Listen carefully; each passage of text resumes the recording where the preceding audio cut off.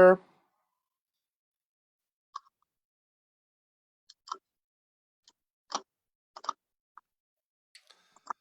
So thank you to everyone for joining us on this session. We are live on Facebook as well as streaming to you via Zoom.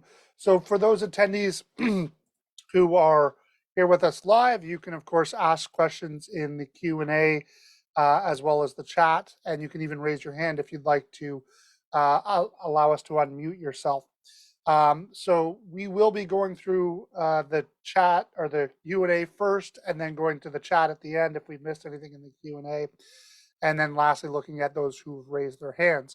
If you happen to be watching live on Facebook, we do have a moderator who will be taking your questions from Facebook and bringing them into our live questions and answers here. So please feel free to post your questions, and if we miss them, we'll be sure to come back and answer those for you as well. So I'm joined today by my colleague, the lovely Rachel Stedman. Rachel, thank you for joining us today. Hi, thank you very much, Andrew. It's nice to be here. And we're going to be talking specifically about using our sole proprietorship worksheet and our statement of employment and rental income worksheets to better organize your information for your personal tax return. So these are some of the important processes that make it as efficient as possible for us to process your personal tax return. We have begun our personal tax season, and we're working through files that are in-house already. But we know there's quite a few of you who still haven't sent us in your information, and we want to take this opportunity to work through some of those more complicated returns. For those of you who aren't familiar with us, my name is Andrew Wall. I'm the managing partner here at CPA4IT, and we are an accounting firm that specializes in service-based professionals such as yourselves. We've been in business since 1984 when my father, George Wall, founded the firm. And we've been specializing in independent contractors and service-based businesses that entire time. We are also a member of the National Association of Computer Consulting Businesses, which allows us to gain insights onto the IT staffing industry and work with the major staffing industries on all those major issues like personal service business, WSIB. And we've even been registered lobbyists working on your behalf to fight for your rights as independent contractors within the Ontario government. Lastly, we are an ISO 9001 registered firm, which simply means we have existing systems and processes, and that those are externally monitored to make sure that we're always striving for constant, never-ending improvement. But really what we're here for is to help you organize your finances, create wealth, and transform wealth into a legacy. And today's webinar is really going to be focused in on helping you to organize your finances. And with that, I'm going to turn that over to my lovely and esteemed colleague, Rachel Stedman, who's going to talk to you a little bit more about what you need to do to include in your personal tax filing for the 2022 calendar year. So thank you, Rachel. I'll turn it over to you now. Thank you so very much, Andrew. Much appreciated. So my name is Rachel Stedman, and I am Head of Customer Care here at CPA4IT. So today we're going to really discuss some of the burning questions that clients have when it comes to filing your personal tax return and really helping you to organize your finances to make it easy to gather your information as well as submit it to the accountant for the preparation. So in terms of what we're talking about in the agenda today, some of the questions include, what do I need to include in my personal tax filings? We're also going to discuss what is the T2125, what is T777 and T776. So we'll go through what all those tax schedules are. Also, what tools can I use to organize my personal taxes?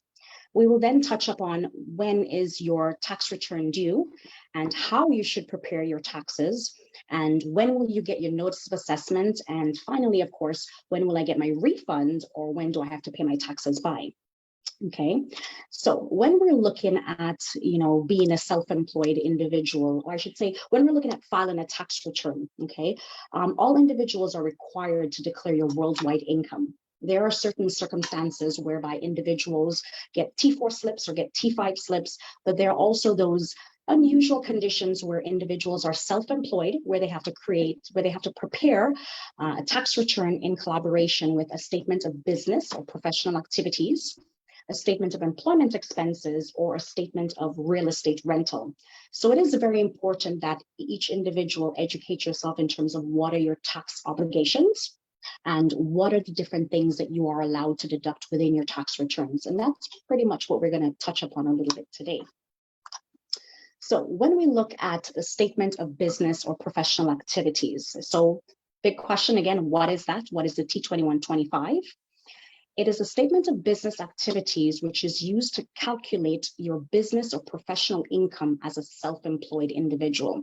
So that is typically when an individual is operating as either a sole proprietorship or possibly operating through a partnership. Okay, there are also many different deductions which you're allowed to write off of your income. So most individuals operating as a sole proprietorship, although it is a business, it is something that needs to be filed with your personal tax return. So not something that you can file separate. So it is important that you will be declaring all of the usual things under the personal tax, such as maybe if you have any donations, if you have any medical, so, you know, the general things, as well as all of your self-employed income and your self-employed expenses. So the income part, that's easy. That is whether or not you're issuing an invoice to a specific client or whether you're working with an agency whereby timesheets are printed out. So it is important that you keep that. Of course, if you're making over $30,000 a year, it is mandatory that you're also collecting that 13% GST, HST. So ensuring that you're keeping all these documents. And then when we're looking at some of the typical expenses that you can deduct, some of the more familiar expenses would include everything from advertising, rent. So this rent component is typically if you are renting a third-party premises, so not your home. So maybe if you have a shared space that you are renting, your home office deductions, that's also another expense. So that will typically include if there's a portion of your home that you're utilizing for business purposes, you can write that off. Others include motor vehicle, any form of legal fees, repairs and maintenance, travel expenses. So some of those travel expenses would include anything such as public transportation, or possibly you're taking a ride share or taxis to go to and from your client site or for business purposes. There are also the motor vehicle expenses. So if you have an automobile and you're deducting a percentage of your automobile for business purposes, that is a deduction. And of course, there are salaries paid to employees, if that is applicable to you, any form of capital cost allowance, which is a CCA. I'll dive into that a little bit more. And any forms of meals and entertainment that you may have that you are accumulating in terms of for business deductions. So what we're going to touch upon a little bit is the different worksheets that we have available to our clients to be able to help you to gather the information. So we have the self-employed business or professional income worksheet, which is available to all of our clients. And the goal of this spreadsheet is to be able to help you to accumulate all of your information from your employment income as well as your employment expenses to be able to provide to us. The more organized you are with submitting your information to us, the quicker we can get your tax returns done, the less time spent in terms of us being able to prepare that. We are aware that sometimes clients use their own spreadsheets. Unfortunately, you may understand your spreadsheets very well. We may not in terms of how you're compiling the information. So this worksheet is really designed to help you as best as possible. So within this worksheet, I've created a bit of a sample client so that you can see what needs to be included on this worksheet.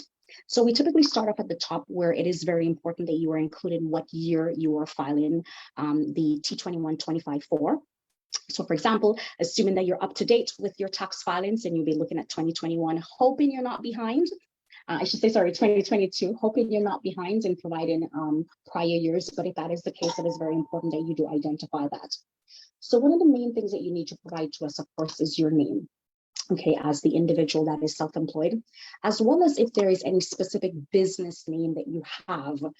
So for example, if you have registered a sole proprietorship business and you have a master business license, then you would be including that information there. If you are just billing under your personal name, which is acceptable as well, if you never formally set up a sole proprietorship, then of course you just be putting your name here.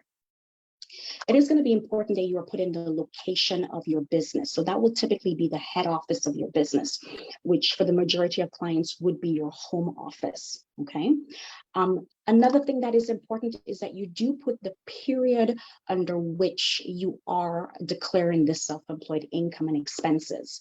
So if you have been self-employed for an extended period of time through a sole proprietorship, then for most individuals, it'll always be a January to December timeframe. But for an individual who may be new in terms of setting up a business in 2022, for example, you will indicate what this specific period when you first became a self-employed individual. This period to and from is not indicative of actually when you are generating income, okay? So for example, an individual may have been a sole proprietorship year over year, but maybe it's possible that there was a certain period that you were not generating income through 2022. That does not mean that you still did not have a business and you were not still allowed to write off all of your different business-related expenses. Okay, so if there's also a partnership, it is important that individuals include what percentage of the partnership that that individual has. So it's a 50-50. That is going to be important because, of course, the income and the expense information is going to be prorated based on the percentage for each partner. Next, we're going to tap into the information below pertaining to filing, or I should say reporting the income details. Now, this spreadsheet is where you will be providing the summary of all of your income and all of your expense deductions. So what that means is that clients can opt to either utilize a different tab on the spreadsheet, or maybe you have your own tab or your own spreadsheet that you are tabulating all of your information. So if you want to include a different tab and just report all of your income so that you know what your income period is, when you generated the income, and just more that breakdown for yourself, that is important. Or for example, if you have timesheets if you're working through an agency and they give you a summary at the end of the year of what your total income and what your total GST, HST is, then you will be recording the information right here in that spreadsheet. So if there's any sales or commission fees, you will be reporting that full amount here, okay? If an individual is operating as a self-employed but working through a recruitment firm or receiving a T4A slip, then you will be required to report that information here. Most individuals, of course, you will be having your GST, HST that you are collecting. So when you are declaring your sales and commission fees, you are putting the full sum of what you received in terms of income as well as the sales tax. And then separately here, you will report what is the total GST, HST that you are collected on top of your sales income. Okay, now this spreadsheet has different features and formulas where it will separate the information for you so that it's very easy to be able to understand. So very important, I advise clients try not to arbitrarily be deleting information, because I don't want you to be deleting the different formulas. So for example, under the gross income details here, there's a specific formula that it is separating out your sales, commission or fees from your GST, HST so that you know what your gross income that you are generating. If anybody has any form of cost of goods sold, so not typically customary for a lot of individuals working in the self-employed field, but if you do have any form of cost of goods sold, inventory or purchases throughout the year, you can report all this information here. But for the purposes of this example, because we know the majority of our clients are operating as self-employed in terms of a consulting field, we've kind of stuck to those type of expense deductions so that we can take a look at this example. Next would be reporting your expenses. So it is going to be very important that you are reporting expenses that you enter that is only for business purposes. So as a self-employed individual, we do advise clients, it is important to keep track of your expenses. Try and separate your expenses from your personal as much as possible. So for example, if you want to have a separate bank account for your self-employed income, separate from your personal transactions, that would be great. If you want to have a separate credit card to be able to keep track of your business expenses, again, that is very helpful. The more organized, again, you are in terms of keeping track of your expenses throughout the year, the better it's going to be. We tell clients, track the income and expenses throughout the year, and then you would be using this self-employed worksheet at the end of the year just to input all of your data to be able to provide to the accounting firm. So you'll be plugging in certain examples here that we've put if you have any form of advertising expenses. So we've put a little bit of excessive in the advertising expenses. So I'm going to adjust that a little bit. I think $30,000 might be a little bit much in terms of what somebody is deducting here. So we'll put a more reasonable amount, $3,000. For the meals and entertainment, it is important that you put the full amount of the meals and entertainment that you are incurring throughout the year. CRA only allows you to deduct 50% of your meals and entertainment. So of course, as you can see, the formula will automatically calculate that for you. If you are a long haul truck driver, meals and entertainment are calculated a little bit different. So you're allowed a 65% deduction on that. Okay. Other expenses that you're allowed to deduct would be anything such as bad debts, insurance, interest. So this is a little bit more detailed of all the different expenses that you can deduct. We've provided it here for you. Any business tax, fees, license, dues, memberships, or subscriptions. So that would also include if you have set up your sole proprietorship tax return, your sole proprietorship registration, that will all be included here. If you have any form of office expenses, supplies throughout the year, any form of legal or accounting, so of course the tax return preparation that you may have or any of the professional fees that you have. If you have any management and administrative fees, these are things that you can deduct. Maintenance and repairs. The rent component again, so this is when we're making reference to not rent as in rent where you reside as your home office, but if you have a secondary rental space or a shared office space that you're utilizing, maybe you're meeting clients or you're operating from occasionally, that you can deduct here.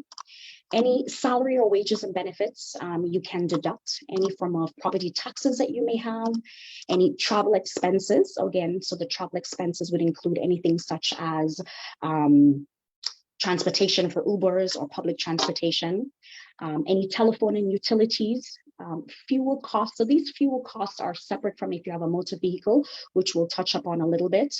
Any delivery, freight expenses. And of course, there's also a section for other expenses. So essentially, any cost which you incur to generate income for your business, you are allowed to have that as a business expenses. So if you find that there are certain components which you're not sure where it might fit in terms of these different expenses, you can always just record them under the other section. So we've just, again, for the sample purposes, recorded different type of expenses under this worksheet. So the worksheet then calculates for you your total business expenses based on everything that you have reported under this particular column. The next section that we'll be touching up on is then your motor vehicle expense. So this is where you will be recording any automobile that you may have that you are utilizing for business purposes. So it's very important that you do let us know if you've acquired a vehicle or sold a vehicle throughout the year, any make and model. Provide us some of the details in terms of what the cost is before GST, HST. So we do require clients to record all that information because it is important that we have to report that under the tax filings. Okay. Then in terms of the vehicle, for this particular example, we have used a scenario where a client has two automobiles. Maybe a client may have had, different automobiles or acquired a new automobile within the same year, or maybe you have one automobile that you're utilizing for the winter time and versus for the summertime, you may have a different automobile. As long as you make sure you're not double dipping and you are only deducting based on the usage of each of the automobiles. So very important that you keep track of the kilometers driven for the business. Okay, that's going to be important that you track that, as well as the total kilometers driven throughout the entire year. Once you've recorded the information here, then it will calculate for you what is the percentage of the automobile that is being used for business purposes. You would then also, again, once you've tracked your fuel throughout the year or any of your maintenance, insurance, etc., you will put the sum total of all of these expenses here, okay? And it will provide you the subtotal of each of these expenses. And again, you will put the total amount of all of these expenses, and the system will calculate based on the business usage what is the business portion of all of these expenses that you are allowed to deduct. So for example, in this particular example under the vehicle one, although you have $8,600 in your total automobile expense, only $2,752 is going to be allowed as a business deduction based on that 32% that you are writing off. Once you've recorded this information, again, the totals of the vehicle is then pre-populated here under your automobile expense, okay?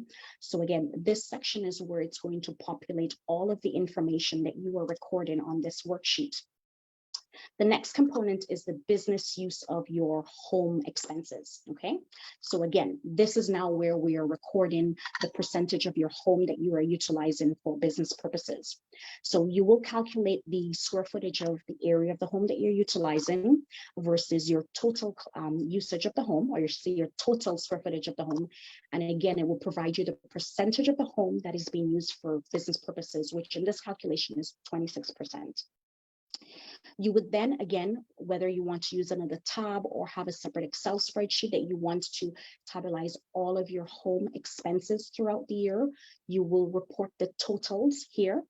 And again, once you've declared what the total expenses that you've incurred, this worksheet will calculate based on your percentage of your home that you're using for business purposes, what you are allowed to deduct under the self-employed expenses for your home office. And again, this calculation here is then pre-populated under the business use of your home expenses. So again, very important, don't be deleting any of these formulas, because you want to make sure that it is calculating it for you perfectly.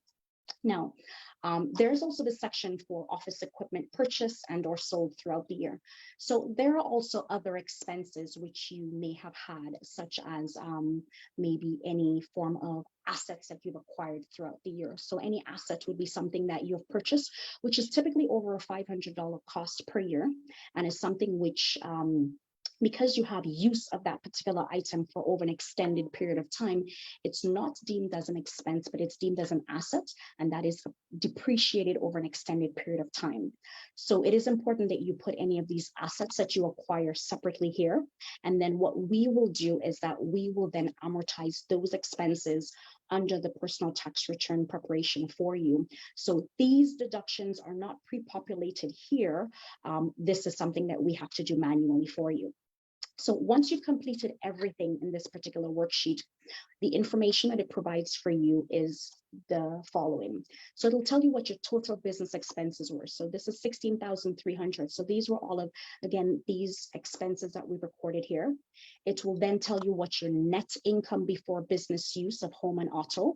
So that is calculating your $150,000 minus all of the expenses reported here, what that net amount is. And then it will factor in what is your home expenses and what is your automobile expenses based on the specific usage. And then it will provide for you that number at the end, which is your net business income. So that is the amount of money, the $127,000 and change, that will be reported under your personal tax return. And then you will be required to pay personal taxes based on the tax bracket that you fall into. So this is just a quick rundown in terms of what this spreadsheet looks like. I do see there are a couple of questions. I'm just going to quickly take a look at some of these Q&As. So Gavin has asked, for income reported on T4A slip, is that income where they didn't take off income tax in payroll? My photo job. So that is correct. So for the T4s, if you do have T4 or T4A, it will be the amount of money that is reported that does not include any CPP or EI deductions. Now, if you are working as a self-employed individual, it is not customary that they withhold any income taxes because they're not sure what your tax bracket is going to be. So that is why it's also important that when you are self-employed and you are receiving the money throughout the year, that you are putting some money aside, because you will be required to make that lump sum payment to CRA at the end of the year. Gavin also asked, I bought about $20,000 worth of computer gear. Do I expense it under my sole proprietorship, or would it be expense under corporate startup cost? So a sole proprietorship is different from a corporate tax returns. Okay, so these are two different type of businesses. So if you have a sole proprietorship and you are looking to migrate to an incorporated entity, okay, It depends, you can only deduct under one and not the other. If, let's say, for example, you had those $20,000 of computer expenses and you want to deduct that under the sole proprietorship, you can do so. And of course, you don't get to deduct the full $20,000. It will be depreciated over an extended period of time. So let's hypothetically say if after about 3 years you've operated the sole proprietorship and you have, let's say, $15,000 worth of that depreciated asset, you get to then carry forward that depreciated value into your incorporated entity. So it's not to say that you must keep the sole proprietorship until you completely depreciate the expense, okay? Once you transition from that sole proprietorship into the incorporated entity, we look at what the balance of that asset is, and then we will report that under the corporate tax returns. If you know for now that you are forgoing the sole proprietorship and you want to go ahead and set up the incorporation, you do have pre-incorporation costs, which you are allowed to deduct. It is typically within a 3 to 6 month time frame, depending on the type of expense that you've incurred prior to incorporation, that you are allowed to reallocate that particular expense. Next question here is, for tracking vehicle expense, do we need a logbook? So you definitely do need a logbook. It is going to be important that you are keeping track of the kilometers driven for business purposes. So if a specific client is going to and from one particular client site, it might be relatively easy to do that because you just calculate the kilometers, from home to that client site, twice a day, depending on how many days that you're going throughout the week. And that kind of helps you in terms of being able to keep track of that specific kilometer.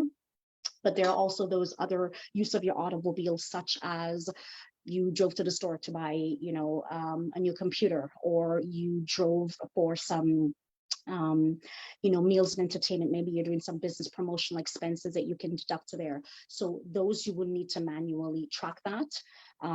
Another way in terms of also keeping track of your total kilometers, I always tell clients at the beginning of the year, look at what your automobile kilometer log is. At the beginning of January, look at what it is also at the end of the year, so you know the start and end in terms of what your total kilometers driven is. But yes, a logbook is going to be imperative that you are keeping track of that. Okay, so that's just the self-employed tax worksheet. So then we're going to move on in terms of what are the other type of expenses that you can deduct for the other business types. So there's also the statement of employment expenses. So what that is the T2200 and the T777. So a lot of clients are asking, what are these things? So the form T2200 is the declaration of the conditions of employment. So it is a form that your employer fills out to certify that you are required to pay for your own employment expenses. And then you are required to report all the allowable expenses on the form T77 of your tax return. So a T2200 is provided to you if you are typically working as a commission employee, or if you are a salaried employee, whereby there are certain conditions where you are allowed to deduct some business-related expenses that you were not reimbursed for from your employer. So in terms of what are the eligible expenses, again, there are quite a few. You will notice that some of the expenses that you can deduct are also quite similar to that of if you are operating as a sole proprietorship. So again, anything from accounting, travel, parking, office supplies, any salary expenses, office rent, workspace, and home. But you are not eligible to just arbitrarily deduct all of these expenses. Your T2200 will specifically indicate what are the type of expenses that you are allowed to deduct. So if your employer did not include that, travel expenses were applicable for you, or parking was not applicable for you, then you cannot deduct that under the personal tax return. So we also do have a worksheet for the declaration of the conditions of employment. You will notice it is very similar to that of the sole proprietorship worksheet, where you're required to complete, again, the same information such as the year, your personal name, the period under which you were operating as a T2200 with the self-employed expenses. Of course, if your period is not a January to December timeframe, it is important that all of the expenses that you are reporting is from the start date of that period. So for example, if you started as a salaried employee where you have certain conditions of a deduction that you are allowed to write off, and let's say if you started in October of 2022, then unfortunately you're only allowed to deduct these expenses from October to December. Or again, maybe you were operating with a specific employer for a shorter period of time. Maybe it was January to May timeframe, but whatever the time frame is, it is important that you are only reporting these expenses based on that specific time frame. So again, you would report all of the expenses, okay? And again, with the specific worksheet, you can have a separate, if you want to have a separate tab where you're keeping track of these on a month-to-month basis in terms of what these expenses are, and then you will report all the summary of these expenses here. And again, it has the same features and the same formulas whereby it will provide for you what your total expenses are that you've reported here, what your total use of your home expenses are based on the calculation of your usage of your home, and as well the total amount of your employment use of the automobile expenses. And then it will provide for you what those total employment deductions are. So these employment deductions are then deducted from your T4 income that you would receive. So individuals that are receiving a T2200 typically receive a T4 slip from their employer, and then you will be reporting these expenses. And every dollar which you report, that does equate to every dollar reduction in your taxes paid. So for example, if you are based on your income, you are at a 35% tax bracket, every dollar that you include as an expense here does equate to a 30%, or to say 35% reduction in taxes on that amount. So your employer will still withhold, in the most circumstances, will still withhold income taxes based on what your income that is reported under your T4 slip. But when you then record and report under your tax filings what are the different deductions are, then you would tend to have a sizable refund when you're filing your personal tax returns. Okay, so this is for the T2200 declaration of declaration of employment expenses. So the next worksheet that we do have is then the statement of real estate rentals. So this is, of course, for individuals that have real estate, and you need to declare your real estate income as well as expenses. So this would include anything from if you have, you're using a percentage of your home, or for example, if you have a basement in your home that you are utilizing as a rental space, or if you have a secondary property that you are utilizing as rental income and expenses. And that would include whether or not you have a long-term tenant that is, you have a lease for, let's say, whether it's a 1-year time frame, or whether or not you are doing Airbnb where you have short-term rentals. So you would still be required to declare the rental income and the expenses in collaboration with your personal tax return. So that is where we have the last worksheet that we have provided for clients. So again, you will see again the similarities to all of the different worksheets, okay, where you will report the year that you would record the year that you are declaring this real estate income and expense deductions. Very important, again, your name, the business name, the address. So the address being where you are, where that rental property is. So that will be, for example, if it is your own home and you are deducting, let's say, or you're renting a basement component of your home, you would put your address here. If it is a secondary property that you are renting out, again, you would also put that property's address. You will also put the period under which, of course, you are renting the property, very important. Then in this particular worksheet, you're also required to put the details of any co-owners or partners that you may have.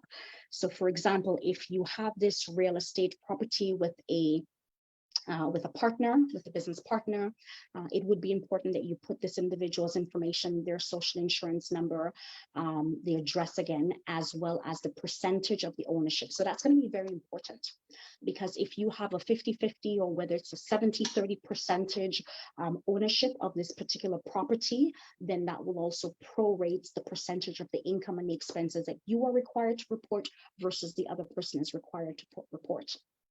So for the income component, of course, that is any of the rental income that you receive. You will be recording the gross rental. If you have any other income, you can put that there. In terms of the expenses, so these are going to be the expenses that are associated to that specific property. So maybe you have any advertising that you have for the business. Maybe you have any interest or bank charges, any form of office expenses, maybe professional fees, so also the accounting. Maybe you have a lawyer that you have preparing lease agreements for you. If you have any management or administration fees, any repairs that you may do to the property, and any property taxes that you may have, so you can include that there. If there are any other rental expenses or any other expenses associated to this property that you may have, again, we do advise clients that you can record the information here and enter this. Now, when we're looking at the rental property, although you have, this rental property where you have the direct income and the direct expenses associated to this property, which you can deduct, there are also those indirect expenses that you can deduct. So for example, that would include the use of your automobile. So let's say, for example, you are periodically going to the property. Of course, this is a secondary property, and you are periodically going to and from that property. Let's say, for example, if you're utilizing it for short-term Airbnb, and every time that someone comes and goes, you are going to the property, then you have usage of your automobile that you actually can deduct as an expense. So you would still report the motor vehicle expenses here, and you would still also include the information such as the use of the kilometers for business purposes, as well as your total kilometers. So this is still very much a deductible that you can report, as well as all of the vehicle expenses. And depending on what the percentage of the automobile that you're using for business purposes, again, it will determine the percentage of the rental expense that you are allowed to deduct for that. Next would also include the use of the home rental expense. So this area is a little bit tricky. So we've included two components to the reporting of your home rental expenses here. So we're factoring in two different scenarios here. We're factoring a scenario if you are using your primary home that you are renting out a certain component. So maybe you're renting out a basement, or you're renting out a room. So that is your primary residence, where you will calculate the percentage of your home that you're using for rental purposes versus the overall square footage of the home. That determines the percentage of your primary residence that is being used for business purposes. Okay, and then you will report all of your total utilities that you are incurring. Okay, and then it will determine for you, based on the percentage that is used for rental purposes, what percentage that is allowed to be deducted under the real estate expense component. Of course, your personal component, your personal usage of your heat, your utilities, all these different things, you cannot report that as an expense. It's only the percentage that you're utilizing for rent. We've also used a different scenario here.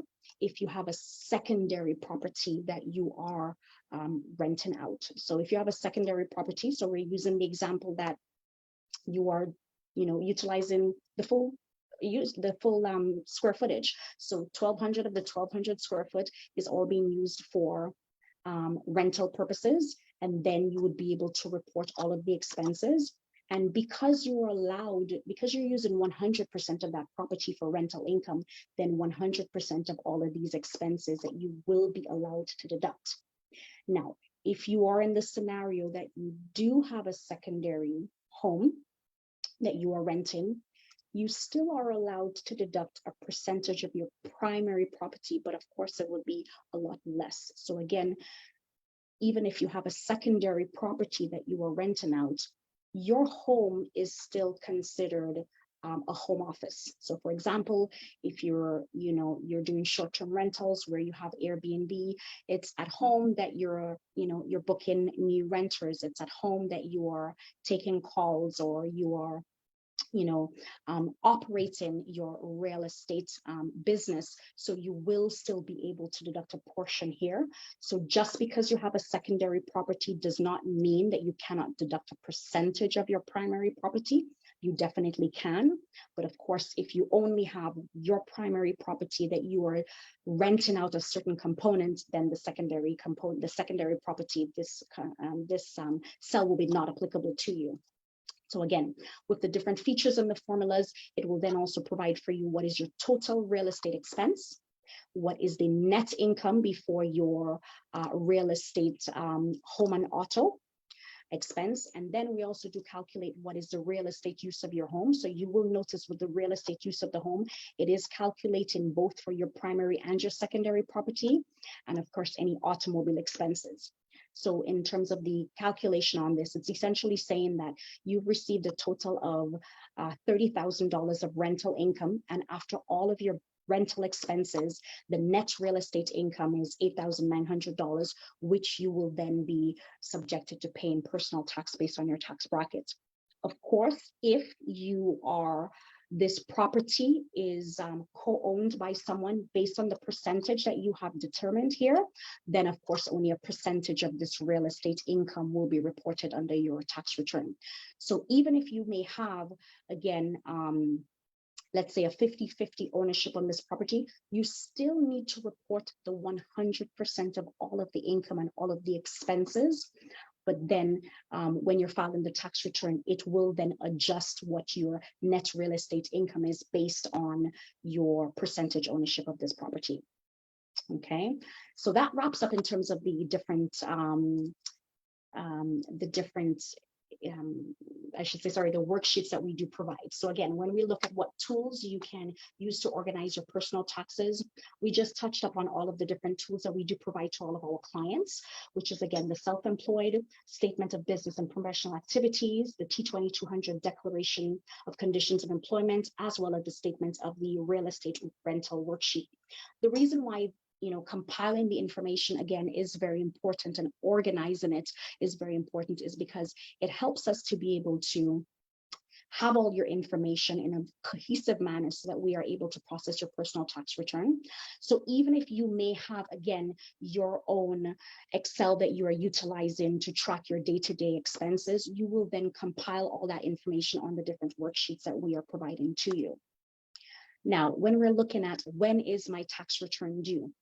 So from a deadline standpoint, okay, of course, the personal tax return filing is due by April 30th of 2023, and any personal tax owings are also due by April 30th. So this would include for all individuals that are operating with just, a personal income with, T4s, T5 slips. This also does include for individuals that have declaration of employment expenses, as well as individuals that have rental income and expenses.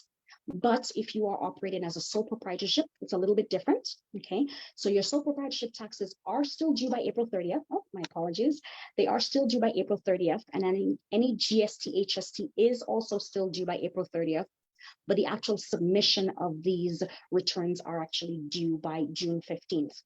So if you don't make any of the payments that are due by April 30th, you will pay interest up until June 15th if you make the payment by that time frame. So again, even if you have till June 15th to do the filing, we still encourage you to try and have it done in time so that you know what your tax liability is so that you can make these payments. The next question, of course, is how should I prepare my tax returns? So of course, we do provide all of our clients with a checklist, okay? And that checklist does outline all of the different things that we require from you in order to be able to process your tax returns. So in terms of different items, we've gone through them in quite some details, whether you have T4s, whether you have investment, income, expenses. We do also include the details pertaining to the T2200 or T2200S. Just so that you know as well, we do provide the link for the different worksheets under our checklist so that you have access to them. Any professional dues. So any of these different conditions that apply to you, we do advise clients to go through it to see what are the different expenses that you can deduct under your personal tax returns. So it is important that you go through all of this information. Once you've gone through that, then of course, utilizing the worksheets that we're providing to you, you will ensure that you are also providing us with your personal tax information through the personal tax update form that we've provided to clients. So I know a lot of clients think, why am I completing this personal information form every year? And the reason why is because CRA does put new questions that have to be reported under the personal tax return. And of course, your situations may change. You may, your address might change. Maybe you might have dependents. Maybe your marital status might change. So it is very important that you're providing that information to us, okay? And then of course, when you're looking in terms of reporting your income, as well as finding out with which deductions that you can deduct, that is all included on the checklist. And then once we have completed your tax returns, we do submit them to the CRA, and it is important that you keep your supporting documentations. So everything pertaining to the income and the expenses that you have reported on the worksheet, it is important that you keep these documents because your business either your business or even just you as an individual can be audited up to 7 years, and CRE can request to be able to view the information in terms of different expenses that you are deducting. Next, when will I get my notice of assessment? So the quicker you submit your information to us, the quicker we can have this completed. Typically, if you use the Express NOA, you can typically have that within a 7 to 14 day turnaround time frame. But more important than when do you get your notice of assessment, because when you are self-employed, for example, as a sole proprietorship, there's no income tax withheld. It is going to be important that you know what is your tax liability, how much money that you're going to pay to CRA. So whenever individuals asking, when will I get my refund, or when do I need to pay my my taxes? Again, refunds you typically get within an 8 to 14 day time frame if you do have the pre-authorized setup with the CRA. And balance owing, although again, your balance owing should be paid before April 30th, we advise clients it is important to file your tax returns and know what your balance owing is well before April 30th. Because depending on what that amount is, you might decide to pay your taxes on April 30th, but your financial institution may take a day or two to process that payment. And then if it is received to CRA late, then unfortunately, you are going to be paying interest on that, okay? Another thing as well is depending on what the total amount that you do have to pay to CRA, your financial institution may not allow you to make that one lump sum payment. So you might need to make that payment in maybe 1 or 2 different payments to CRA. So again, the quicker you get the taxes filing, the quicker you also know what your balance is owing so that you can make that tax filing. You can make that tax payment to CRA on time. So this is everything in terms of, the details that we provide for the completion of the worksheet for, again, both the self-employed, for the rental income and expenses, as well as for self-employed expenses. So I will now open it up to Q&A if anybody has any questions. So Rach, it looks like there's a couple questions in the Q&A that have come up throughout the session. I'm not sure if you can see them there. I did. So I already did touch up on Gavin's questions that he first had because they were associated to the sole proprietorship. Yeah. So I did already touch up on those. Let me just see if Jose has any questions from, let me just see, from the Facebook. Okay, so no questions. Now, Andrew, as you like to say, which I copy you, if there's no questions, that means I did a good job. Great job. Yes, you did, Rachel. Great job. Okay.